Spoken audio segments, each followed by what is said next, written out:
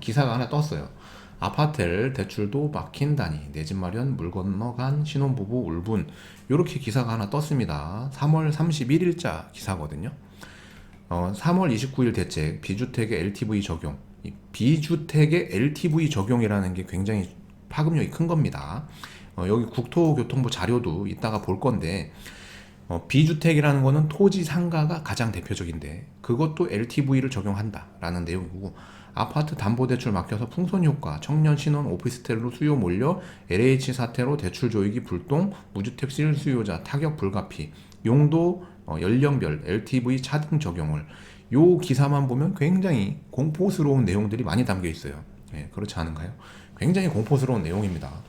대출 다 막겠다. 예, 그것뿐만 아니라 비주택까지도 대출을 막겠다라는 내용들이에요. 그래서 쭉 뭐 대출 규제로 아파트를 수요자 피해 우려, 이거 아파트를 제 영상에서 소개시켜 드렸던 거 있죠. 고덕에 반도 유보라에서 한다라는 그 아파트도 만약에 이게 시행일에 포함이 된다, 그럼 대출 꽝인 거예요. 31일 3.29 때 LTV 규제를 해서 여론이 커지고 있다. 최근 수도권 3기 신도시 투기 논란이 불거진 LH, 이분들 지금 큰일 하고 있는 거예요. LH 분들이 지금 본인들은 돈 다 벌고, 그리고 정치권에서도 웬만한 분들은 돈 다 벌었는데 서민들은 돈 못 벌게 지금 계속 막고 있는 겁니다. 기회의 사다리를 계속 발로 차고 있는 거예요. 이 대출이 레버리지라는 거 알고 계시죠? 지렛대라는 거잖아요. 무거운 거를 들어 올리기 위한 지렛대를 걷어차고 있는 거예요. 제 생각입니다. 저는 뭐 정치색을 띠고 싶지 않아요. 근데 어쨌든 긴 건 기고 아닌 건 아닌데 이러면 안 되지 않나 싶어요. 자, 3기 신도시에서 LH 직원들이 농협 등에서 대규모 대출을 받아 땅을 매입한 것으로 나타났다. 이 내용 다 아시잖아요. 밑에 부분 쭉 생략할 거예요. 생략하면 내용이냐 뭐냐면 상업용 부동산 시장 뭐 전반 위축될 것, 요게 이제 기사 내용이고, 요런 내용들이 바로 여기에 이렇게 좀 나와 있습니다. 3월 29일 날 해가지고. 그래서 요거를 한번 볼 건데, 부동산 투기 근절 및 재발 방지 대책. 요 재발 방지 대책, 투기 근절 뭐 이런 건데, 서민들이 투기를 많이 하던가요? 내 집 하나 있으신 분들도 많이 지금 없고, 무주택자 분들도 많이 있으신데, 그거를 재발까지 방지한다라면은 일부 특정 집단 애들만 이걸 적용하면 되잖아요. 그죠? LH 공무원 아니면 뭐 정치인 뭐 이런 거 뭔가 좀 영향력이 있는 분들한테만 적용하면 되잖아요. 그러면 될 거를 전 국민을 다 투기 근절시키고 재발 방지시킨대요. 한 번도 안 하신 분까지도 한 번도 못하게 하겠다. 그런 내용입니다. 밑에 보면 이거 쭉 있는데 궁금하신 분들은 제가 단톡방에 올려드릴게요.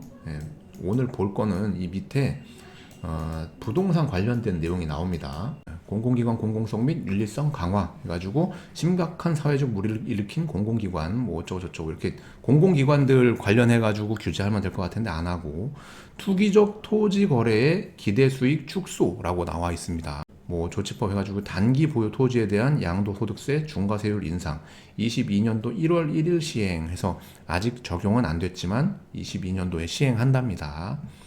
제대로 될지 모르겠어요. 단기 보유 토지를 양도세를 중과하겠다. 기존 우리가 주택을 매입할 때 단기간에 양도하면은 기본 세율의 뭐 20% 뭐 추가적으로 이렇게 내는 그런 양도세를 토지에도 적용하겠다. 그런 겁니다. 개인 및 법인의 비사업용 토지에 대한 양도소득세 강화, 사업용 토지 법인 축소, 비사업용 토지 기본세율 6에서 45% 가산되는 중과세율을 10에서 20% 인상하겠다. 장기보유 특별공제도 배제하겠다. 뭐 이런 겁니다. 이거 우리 그 주택에 관련된 내용을 그대로 한 거죠. 그런데 주말 농장 농지는 여기서 제외를 한다라는 거죠. 중과세율이고 택지개발 등 공공사업 농지 취득 심사 강화. 여기 요거 나와요. 농지 취득의 심사를 강화하겠다. 농지법상 비농업인에 대한 예외적 농지 소유 인정 사유 16개의 실효성 등을 재검토하여 인정 사유를 엄격히 제한. 그냥 요렇게만 보고도 알 수 있는 게 앞으로 농지는 망했다. 농지를 진짜 농사만 지을 수 있는 분들만 거래를 해야 되고, 그렇게 되면은 평택시가 농지 면적이 굉장히 넓거든요. 거기에 투자하신 분들이 빠져나올 구멍이 막힌 거예요. 그리고 새롭게 진입할 수 있는 길도 막힌 겁니다. 뭐 농지 취득 자격 강화를 한다라는 거고, 이거 뭐 법 저촉되면 과태료도 과태료지만 그냥 땅을 뺏어간다고 하거든요. 직업 영농 경영 등 농업 경영 계획서상 지자체 제출 지자체 농지위원회 심의 의무 기재 사항을 추가하고 관련 증빙 서류 제출도 의무화 해서 뭐 재직 증명서랑 농업 경영 뭐 등록증이랑 뭐 이런 거 자금 조달 계획서랑 하겠다. 그리고 신규 취득 농지 등에 대해 지자체 이용 실태 조사를 의무화한다. 뭐 기존에 안 했다는 얘기죠. 농업법인에 대해서는 목적 외 사업 영역 뭐 해가지고 농업법인도 주택을 너무 많이 가지고 있는 걸 뭐 하겠다. 문제 법인 뭐 농지 취득 소명 강화 등 농지 취득을 엄격히 제한하겠다. 토지 등 취득 시 자금 조달 투명성 강화도 하겠다. 뭐 이렇게 나와 있습니다. 기존에 주택에 적용했던 것들을 대부분 적용하고, 특히나 그 중에서 농지 관련돼 가지고 엄격하게 하겠다. 왜 일반인들한테 이걸 엄격하게 하는지 모르겠다. 힘없는 사람들 그냥 농사 지으러 가거나 또는 노후 대비용으로 사시는 분들도 있거든요. 근데 그런 분들까지도 전부 막으면 이 실질적인 피해는 누가 볼까요? 아마도 농민들이 볼 겁니다. 농민들이 본인 땅이 진짜 농사꾼한테만. 근데 요즘 농사 잘 안 짓잖아요. 그러니까 농지 가격이 떨어지겠죠. 특히나 농업진흥구역에 있는 농지 가격이 타격이 클 겁니다. 농사 짓지 않을 거면 하지 말래. 기존에도 법은 그랬지만 대부분 농지 취득 자격 증명이나 뭐 이런 거, 그리고 농지 전용 부담금 해가지고 얼마든지 할 수 있었던 게 지금은 이제 안 된다는 거예요. 그런 거 적발 대책까지 해가지고 뭐 조직도 만든대요. 본인들 스스로나 잘하면 될 거를, 윗물이 맑으면 될 거를 본인들이 해놓고 죄는 밑에 사람들한테 묻죠. 특히나 여기에도 안 실렸지만 공무원 분들, 특히나 하급 공무원들 있죠.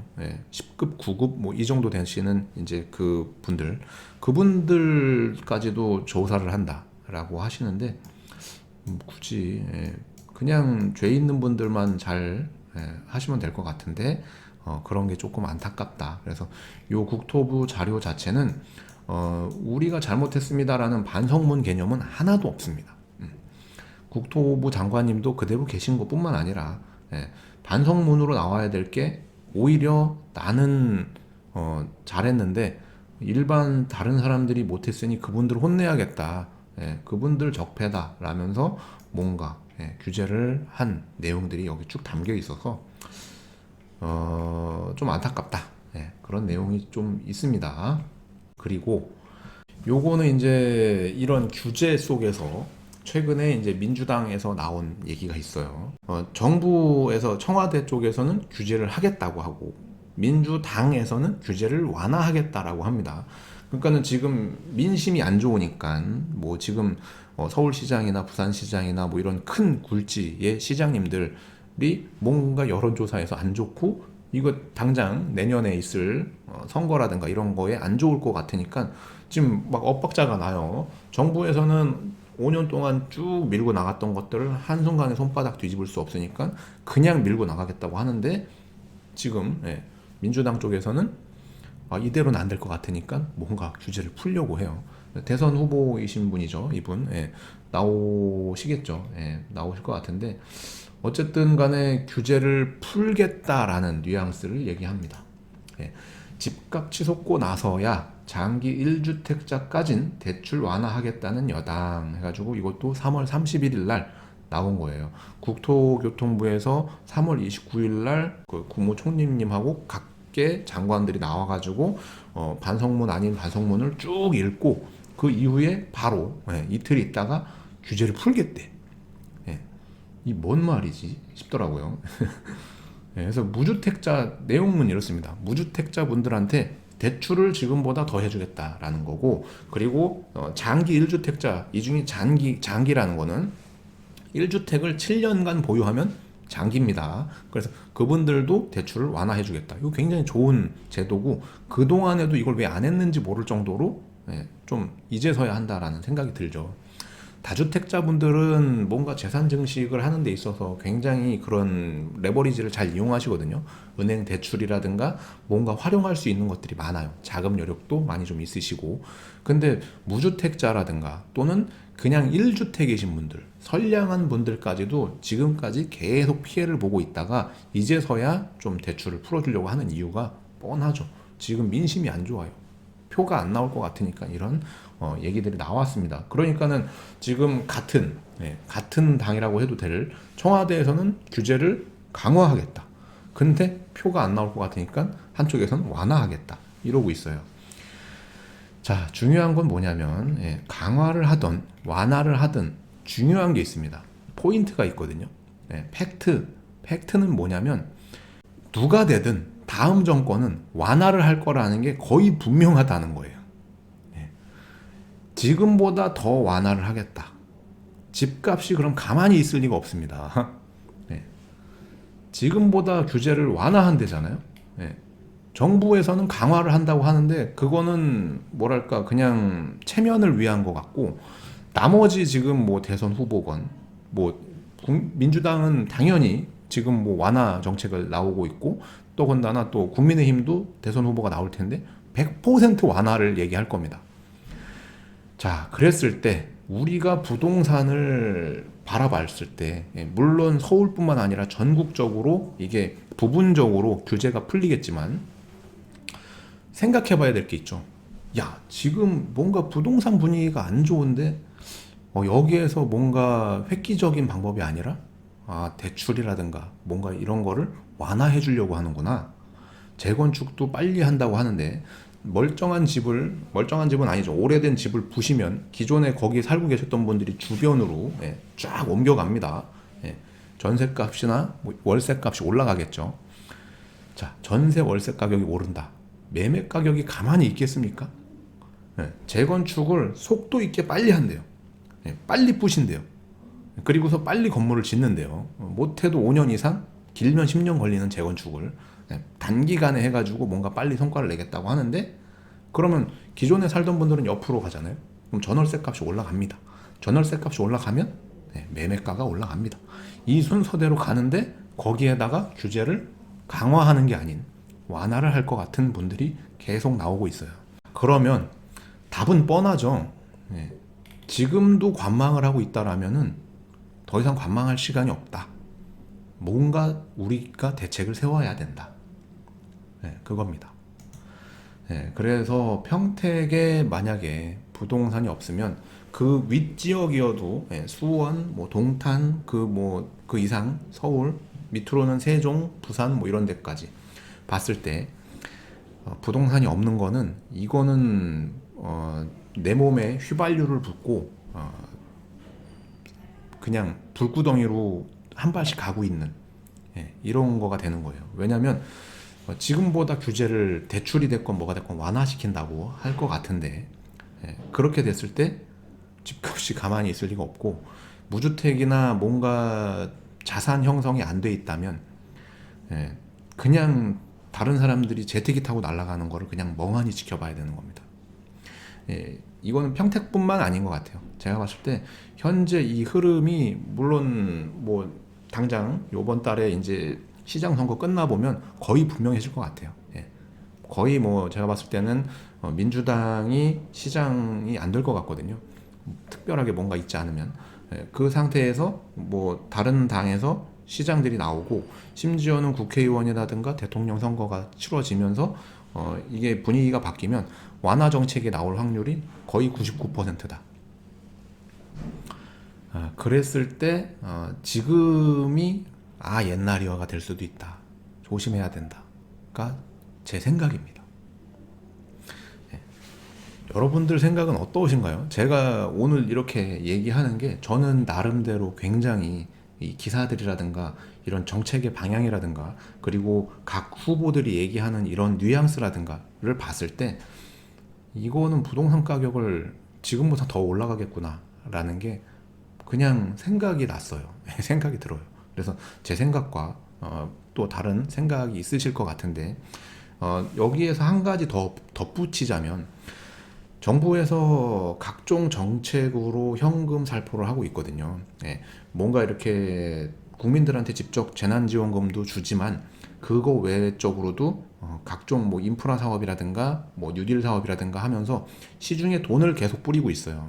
그러면 늘 말씀드리죠. 돈의 수량이 많아지면 전체 국민이 쓸 수 있는 이 돈의 수량이 정부에서 국채를 발행하든 뭐라든 해가지고 더 찍어내가지고 수량이 늘어났을 때는 돈의 가치가 떨어지기 때문에 단순히 이것만으로도 일입지에 있는 부동산, 부동산은 더 올라갈 확률이 높다. 물론 서울에 있는 강남권 이런 아파트들은 이제는 완전히 로또마저도 못 가는 그런 데가 되고 있는 겁니다. 더군다나 거기에 거주하고 계신 분들, 제가 단톡방에서도 이제 우스갯소리로 링크 올려드렸지만 관리비가 뭐 한 달에 뭐 100만 원 이상 나오고 보유세가 1년에 몇 천만 원씩 나오고 이래 버리면 이미 갈 수 없는 길이다. 그쪽은 그쪽만의 리그고 평택만 놓고 본다면 평택에서도 전반적으로 부동산 가격이 다 올라갈 텐데 그 중에서 더 오르는 단지는 진짜 무섭게 올라갈 수도 있겠다. 그런 걸 보면 될 것 같아요. 그래서 오늘 영상의 총체적인 마무리는 현재 부동산 분위기가 이상한 건 맞습니다. 근데 이 이상한 게 단순히 시장 분위기도 있지만 이 분위기에 뭔가 정책이 플러스 알파 되고 향후에 민심이 바뀌면서 다시 한번 변화가 일어났을 때는 그때는 때가 늦을 수 있다라는 거죠. 그래서 지금 부동산을 한 채 가지고 계신 분 또는 두 채 이상 가지고 계신 분, 아파트를 이런 분들 같은 경우에는 잘 한번 고민해 보세요. 제 생각이 오늘 충분히 얘기를 드렸는데 맞을지 틀릴지는 아마 뭐 몇 개월 지나거나 또는 뭐 한 1년 지나면 알 수 있겠죠. 그래서 뭐 맞았는지 틀렸는지 그때 가가지고 어떤 액션을 취하신 분과 그렇지 않으신 분이 많이 차이가 날 수 있을 것 같습니다.